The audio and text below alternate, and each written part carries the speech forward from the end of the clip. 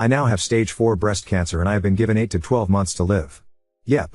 I was told about 15 hours ago that my cancer is now terminal. I've been caring for patients for probably 5 or more years now and I've seen quite a few terminal illnesses. I never really thought that, well, I'd be finding myself in the same position. Edit, thank you so much for everyone's support. I'll try to reply to each comment and for fuck's sake, don't waste your money on Reddit awards. Give it to charity.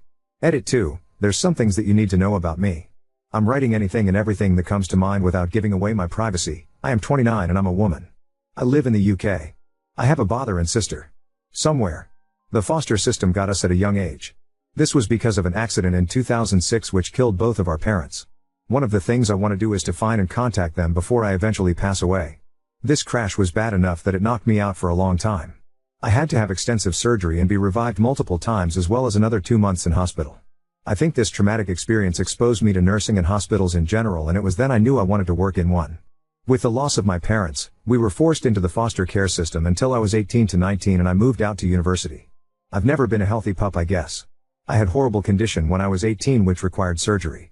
During recovery, I spoke to the nurses caring for me in the hospital and also the practice nurses at my doctor's for dressing changes. Inspired by that, I became a nurse. My hobbies were rooted at a very young age when my dad brought back a massive tape drive from his company. He also brought back a big microcomputer type thing that was from the 80s which ran a basic type language. I remember him telling me this thing can hold as much information as 700 books or more. With both persistence and patience with my dad, we wrote some basic code that could write to the tape drive and read it back into memory, although it was primitive. That set me on my path to explore computing, sciences and eventually medicine. I also at one time had an Apple II computer which was fun to use, but I can't remember what happened to it. I still maintain it's the only Apple product I liked. I attended a Church of England primary school and I really hated it. It really installed to me that their religion was effectively you do what we want and you can't do what you want. After my parents died, I was then put through an incredibly harsh Catholic boarding school. This really made me not actually religious at all. Tales from my nursing experiences, these are the bad ones, Therese, many more positive stories not mentioned. When I first started my nursing experience, I was mistakenly listened to some people at the university to go into private nursing. This was a horrible experience, but it made me the nurse I am/was. In my first month, I was caring for a woman with severe lung problems due to smoking. She started to cough violently. Then, she started coughing up blood and parts of her lungs. We couldn't save her. I moved to working in an NHS hospital which I found to be so much better. During my second year of nursing for the NHS, I was caring for a man who had diabetes who had to have their whole arm amputated. He basically had their arm rotting and the flesh was melting off. It grossed me out, but I was strangely fascinated. I don't know what happened to him.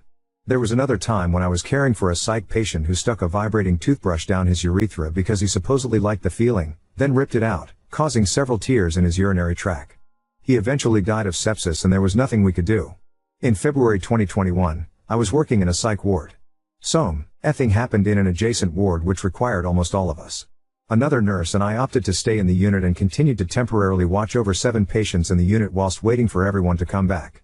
Whilst doing so, I left one of them, a girl, on her own for just 4 to 5 minutes max, obviously not deliberately. The other nurse had discovered that she had managed to slash at her own throat, spilling blood all over the floor. I came over to help as more staff returned. An incident report was made and I was essentially blamed by management. I had a week off to recover. My unit stood up for me thankfully, the girl survived and was moved to a higher security facility. Only a day later when I came back, one of my favorite patients died suddenly in my arms. This was a 15-year-old boy who had a few concerning medical problems and unfortunately enough mental illnesses to not be able to take care of himself. He had no family, his mother died giving birth to him and his dad went missing in the US.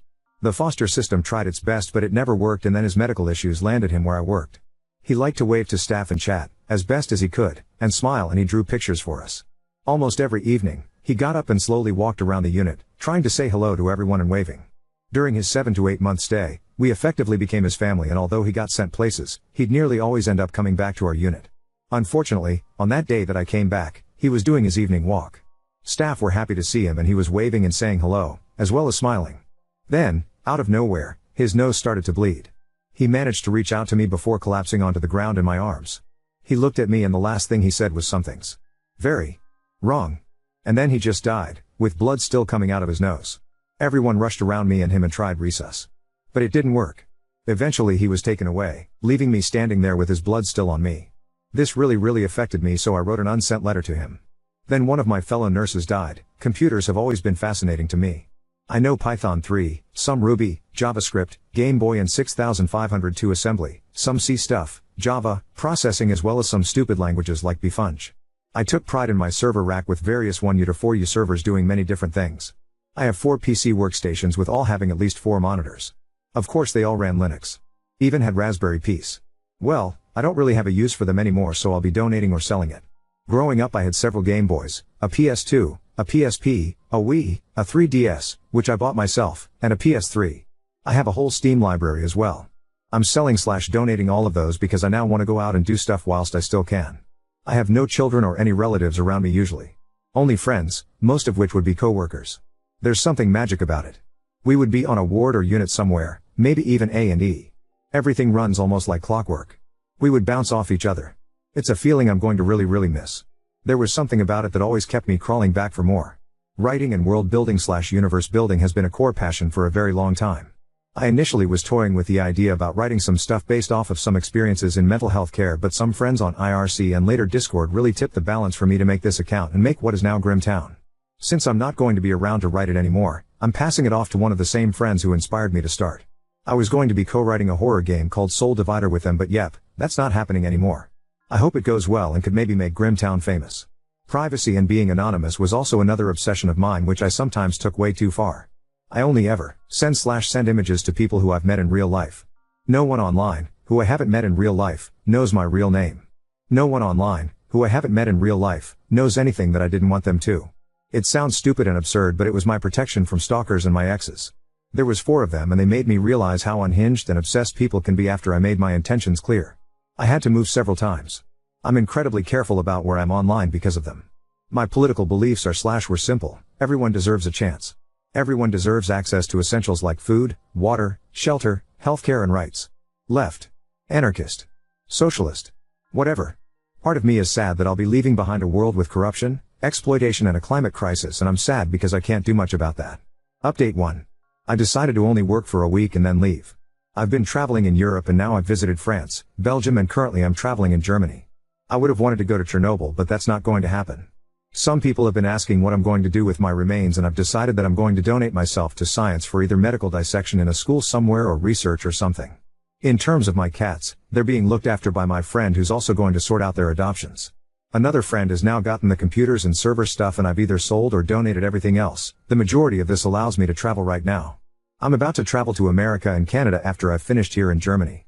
Other places I'm going to include Iceland, Sweden, Norway, Spain, Italy, Croatia, Japan, Mexico, New Zealand.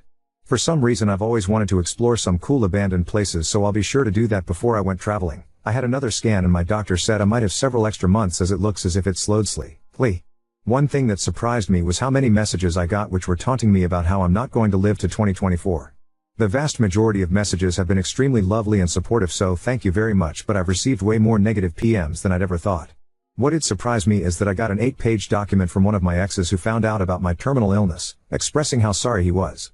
I think I might meet up and talk when I get back. Again, physically I feel fine. What's annoying is sometimes I wake up in the morning and feel great and forget what I have. Usually I have a very slight aching sensation which I can ignore well, but it's a reminder. My nurse friends/colleges are fucking amazing and have been filling out docs and helping me apply for benefits. My friend who is making a game and who I handed off my writing projects to, has ensured that I'll be hidden somewhere in the game and attributed, which is awesome. This is going to sound weird, but I'll explain. Some of my nurse friends and I have a type of polyamorous sexual relationship and we've been spending some more time together and will be after I get back. And finally, I'm actually getting somewhere for finding my siblings. Now I'm waiting on some archive searches to get back to me. Thoughts on death. My thoughts on death haven't changed much, but something has occurred to me. I have seen what happens in between now and finally dying all too many times. Death isn't the scary part anymore, and as I think about it, it's going to be the slow decline that scares me more. I know what's coming up and I'm really not looking forward to it. It's why I'm trying to do as much as possible before things get too difficult or I can't take care of myself anymore. To be honest, I don't know what's going to happen after death, and I'm not going to pretend that I do know. Obviously I'd like to think that there's something. In case I do become a ghost, my friends have jokingly made a list of people to find and haunt, so I'll certainly be doing that if it happens. In addition, I find myself thinking about my friends more than what happens to me. I was told that by some of my patients who have had NDEs, and for some reason back then I thought surely you'll be thinking about what happens next, right? Now, I see what they mean. One surprising thing I've realized is now how honest and blunt I am. I've always wanted to get to a point where I genuinely don't care what other people think of me, but I've done so now because I've realized that it won't matter at all in a year or so. I'm still, thankfully, polite and such, but I do speak my mind about things with less sugarcoating. My attitudes have become more reinforced now.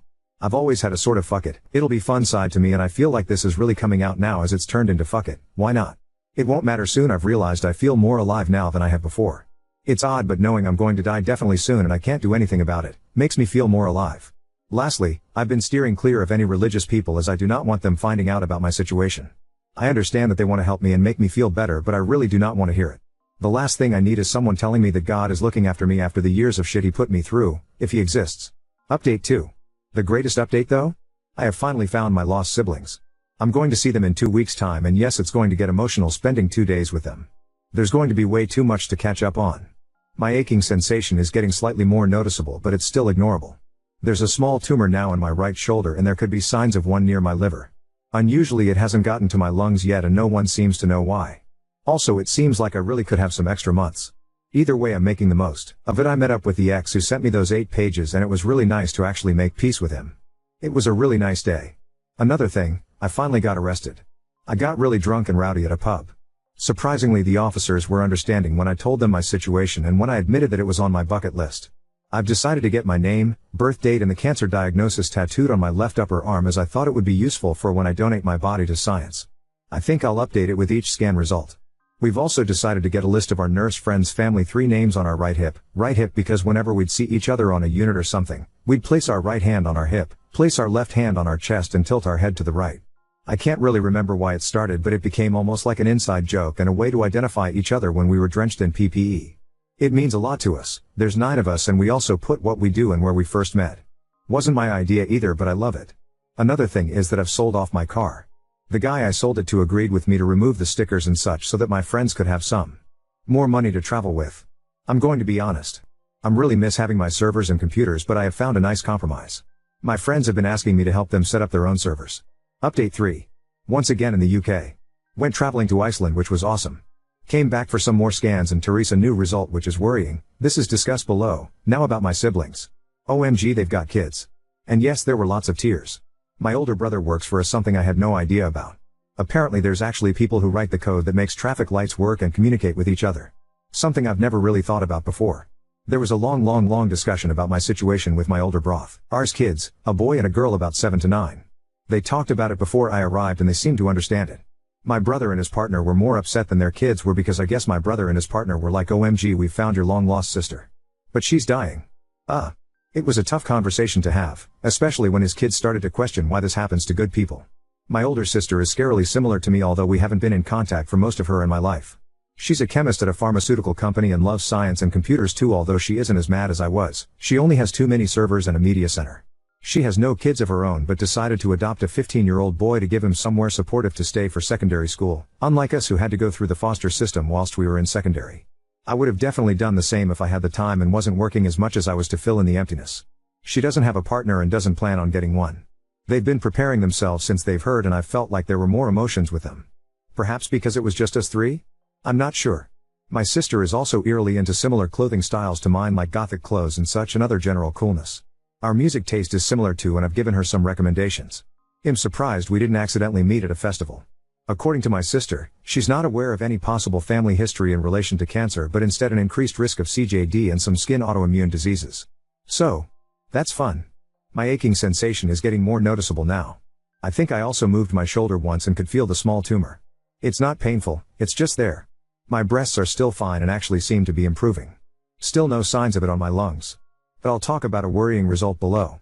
My hair's fine as well as usual. I've got T10 my info tattoo updated with the newest scan result, as much as I don't like it. I've stopped writing in my diary as I feel like it takes too long. Instead I'm doing voice notes. But I have started drawing again. I finally decided to meet up with my friend who I'm passing off my writing project to and who I was going to be co-writing a horror game called Soul Divider with. It was really great as I was able to just talk and they listened. I asked them to ask me anything as I wanted to answer questions which most people avoid asking when they learn I'm terminal. I loved being honest. I also greatly appreciated them being there and being such a good listener. I was able to tell them some of my more disturbing nursing stories as well as some really nice ones. We talked about what I think is going to happen next, etc. I reminded them to cherish life as it can change quickly, in a single second. It was also great to go out to meet them. They said I looked great and didn't look like I had a terminal illness. I didn't go with any of my friends, apart to meet my friend, and ended up making 2 friends at the bar. Thoughts: currently I'm horrified and scared, more than I was when I found out that I was terminal, because of a recent scan result. I now have a tiny, secondary, brain tumor. Near left temporal lobe. Size of a pea as far as anyone can work out. It's the slowest growing part, so it should be easily taken care of with the radiotherapy I was offered and immediately agreed to.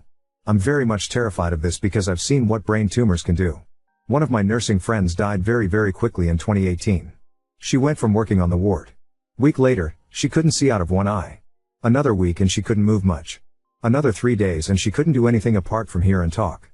Then 3 days later and she was dead. That's a horrific way to go. I sincerely hope either one of 2 things. 1. The brain tumor is cured and it's not a problem. 2. My other cancers kill me before the brain tumor ever becomes problematic. Annoyingly, radiotherapy means I'll probably have to say farewell to my hair again, and I can't travel that much. To be fair, I do get to see those cool radiotherapy machines again, as well as CT and MRI scanners. Almost became a radiology tech. Another update in a month's time. Update 4. This is being typed out by a friend, as are my replies. Well, this is it. I'm almost certain that I'm not going to see spring, though every day is both a gift and also nasty. I'm now bedbound and can't walk unaided. Currently living in one of my amazing nurse family's houses. They care for me. I don't like seeing myself in the mirror. People aren't meant to look like me. I've lost a lot of weight too. In terms of pain, I don't have that much because I'm on drugs. Last time I had a scan, there were 4 new ones in my brain. 1 is back. They aren't doing any more scans now. I saw my friend one last time and that was probably upsetting for them. So much has happened in between last update and now that I can't really talk about it, as talking is getting more difficult. Basically, I went traveling for the last time and had a great time, then collapsed on a train platform because of my brain. 1. Nursing family are amazing. I had my last tattoo update for my condition. My nursing family's house where I am has been somehow receiving religious posts somehow, which is annoying. I am not religious at all. How did they find out? I don't know.